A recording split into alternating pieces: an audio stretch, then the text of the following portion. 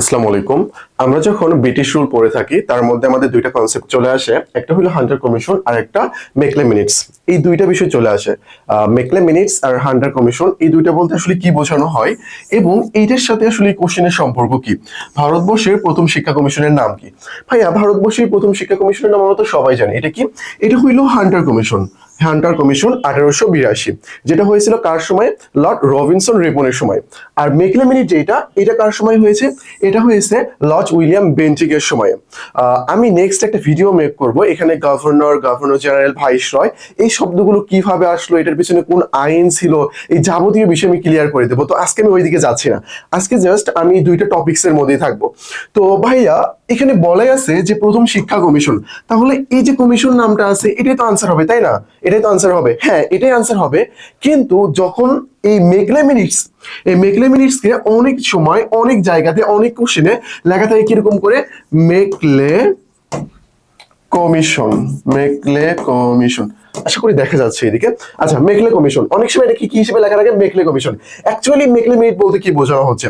Macaulay minute বলতে বোঝানো হচ্ছে মেকলের কর্তৃক যে বিশদ একটা বিবরণী দেওয়া হয়েছিল ইন্ডিয়ান এডুকেশনের উপর ভিত্তি করে, এখানে পাশ্চাত্য নাকি পাশ্চাত্য কোন কনসেপ্টে আগানো হবে এই ব্যাপারটা আর কি এখানে জড়িত ছিল। তো মিনিট দ্বারা আসলে বোঝানো হয় একটা বিশদ বিবরণ বা আর্টিকেল, যেটা এটাকে বোঝানো হচ্ছে।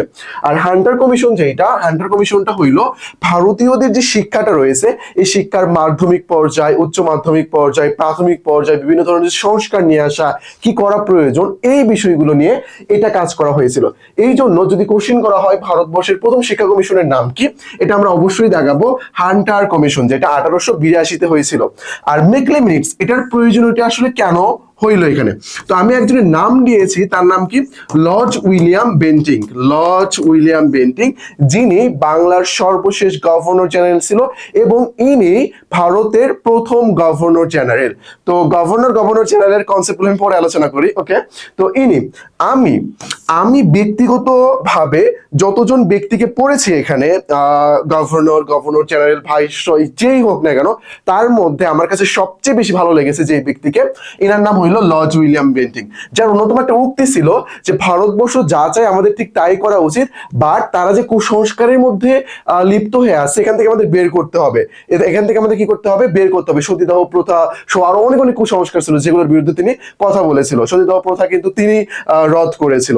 সতীদাহ প্রথা বিলোপ আইন যেটা, এটা কিন্তু ইনি করেছিল, লর্ড উইলিয়াম বেন্টিং। বুঝতে পেরেছ? আর রাজা রামমোহন রায় সতীদাহ প্রথা নিয়ে কি করেছিল? আন্দোলন করেছিল। সতীদাহ প্রথা নিয়ে আন্দোলন করেছিল।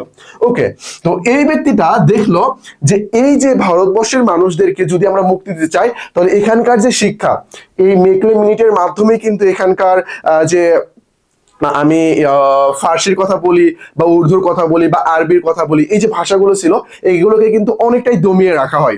তোমরা একটা কথা জানো সবাই যে মুঘল সাম্রাজ্য যে সময় চলতেছিল সেই সময় রাষ্ট্রীয় ভাষা কি ছিল বা সরকারি কাজে ব্যবহার করা হতো কিন্তু ফার্সি ভাষা। কিন্তু এনার সময় এসে কি করা হলো? ফার্সির পরিবর্তে ইংরেজি, এবং আমাদের যে ইন্ডিয়ান এডুকেশন সেই সময় যেটা ছিল এইটার পরিবর্তে কি করে নিয়ে আসলে এখানে পাশ্চাত্য শিক্ষা, ইংরেজি ও পাশ্চাত্য শিক্ষার সাথে সম্পর্কিত যে ব্যক্তিটা, ইনি হইল লর্ড উইলিয়াম বেন্টিং। ইনি আমাদেরকে শিক্ষিত করার জন্য এই কনসেপ্টগুলো নিয়ে আসছিল, এবং তিনি এই কনসেপ্টগুলো নিয়ে আসার জন্য কাকে দায়িত্ব দিয়েছিল? মেকলেকে দায়িত্ব দিয়েছিল। মেকলেকে দায়িত্ব দিয়েছিল, যিনি কি করেন একটা মেকলে মিনিট নামে একটা বিশদ একটা রচনা করেছিল পাশ্চাত্য এবং পাশ্চাত্য শিক্ষার উপর ভিত্তি করে, যে কি করা প্রয়োজন নেক্সট স্টেপ। বুঝতে পেরেছো ব্যাপারটা? তো এই হইল কনসেপ্ট। পরবর্তীতে লর্ড উইলিয়াম বেন্টিং এটা প্রণয়ন করেছে। এইটা হইল আমাদেরকে কুসংস্কার থেকে বের করার জন্য যে কনসেপ্ট গুলো ছিল এইটা আলোচনা করা ছিল মেকলে মিনিটের মধ্যে। আর হান্টার কমিশনটা হইলো ভারতবর্ষের যে শিক্ষা কার্যক্রম, শিক্ষার যে স্তর, কোথায় সংস্কার করতে হবে, কি করতে হবে না করতে হবে, এইটা নিয়ে। আমি মনে করি আমি যতটুকু বলেছি এতটুকু জানলেই তোমার জন্য যথেষ্ট অ্যাডমিশন লেভেলে। তোমরা যখন হান্টার কমিশন বা মেকলে কমিশনের উপর বা মেকলে মিনিটের উপর ডিটেলস পড় বা ব্যাখ্যা সহকারে আলোচনা, তার মধ্যে অনেক অনেক কিছু থাকবে, এর মধ্যে অনেক অনেক কিছু আলোচনা আছে, বাট এখন এত কিছু বললে তুমি আসলে বুঝবা না ব্যাপারটা, আর এত কিছু তোমার জানারও প্রয়োজন নাই। বাট এই দুইটা কনসেপ্ট মনে রাখবা। কেন বলছি বলার মেইন কারণ হলো, আমি এটা আলোচনা করতাম না, বাট আলোচনা করার মেইন কারণ হলো অনেকে আমাকে জিজ্ঞাসা করেছে, ভাইয়া মেকলে কমিশন তো 1835 আর হান্টার কমিশন তো 1882, তাহলে এটা কেন আগে না, এটা কেন আগে না? তারপর আমার মনে হলো যে না, এটার পর একটা ভিডিও মেক করা উচিত, এই জন্য অ্যাকচুয়ালি আমি ভিডিওটা মেক করলাম। তারপরে তোমার যদি কোনো কোশ্চেন থাকে অবশ্যই আমাকে নক দেবো, আমি এটা নিয়ে সলভ করে দেবো। আশা করি বিষয়টা বুঝতে পেরেছো। তাহলে আনসারটা কি আমাদের ভারতবর্ষের প্রথম শিক্ষা কমিশনের নাম হইলো হান্টার কমিশন, হান্টার কমিশন। আর এক্সট্রা করে আমরা কি মনে রাখতে পারি, মেকলে মিনিটসে আমাদের ইন্ডিয়ান এডুকেশন যেটা ছিল এটার অনেক অনেক বেশি সমালোচনা করা হয়, অনেক অনেক সমালোচনা করা হয়, কুসংস্কারের কথাগুলো তুলে ধরা হয় এবং এখানকার অন্যান্য যে ধর্ম কেন্দ্রিক যে কুসংস্কারগুলো ছিল এগুলোর বিষয় নিয়ে কথা বলা হয়েছিল, এগুলো কিভাবে দূর করতে হবে, দূর করতে প্রয়োজন কি ইংরেজি ও পাশ্চাত্য শিক্ষা। তো এই কনসেপ্টগুলো নিয়ে আসছিল লর্ড উইলিয়াম বেন্টিং। আশা করি তুমি বিষয়টা বুঝতে পেরেছো। চলো আমরা একটু ইনফরমেশন দেখি। আমাদের জিএসটি রিভিশন ব্যাচ চলতেছে, তোমরা যারা জিএসটির জন্য প্রিপারেশন নিচ্ছ অ্যাকচুয়ালি তোমরা আমাদের ব্যাচে ভর্তি হয়ে যেতে পারো, এক্সাম ব্যাচে রয়েছে এটাতে, আর ডিসক্রিপশন বক্সে ডিটেলস দেওয়া আছে। তো মেইনলি ভিডিওর ক্যাপশন যেটা ছিল এটা নিয়ে আমি আলোচনা করেছি। দেন আমাদের ব্যাচ সংক্রান্ত একটু কথা, আমাদের বই রয়েছে দুইটা, জিকে আলটিমেট সাজেশন আর এমসিকিউ প্র্যাকটিস। এইটা এখন হয়তো বা অ্যাভেলেবল না, আমাদের বই স্টক আউট হয়ে গেছে। ঈদ পর আমাদের, সরি ঈদ না, নির্বাচনটা আসলে একটা ঈদের মতো হয়ে গেছে, বুঝতে পারছো। নির্বাচন পর আমরা আমাদের নতুন এডিশন যেটা এটা চলে আসবে খুব দ্রুত ইনশাআল্লাহ।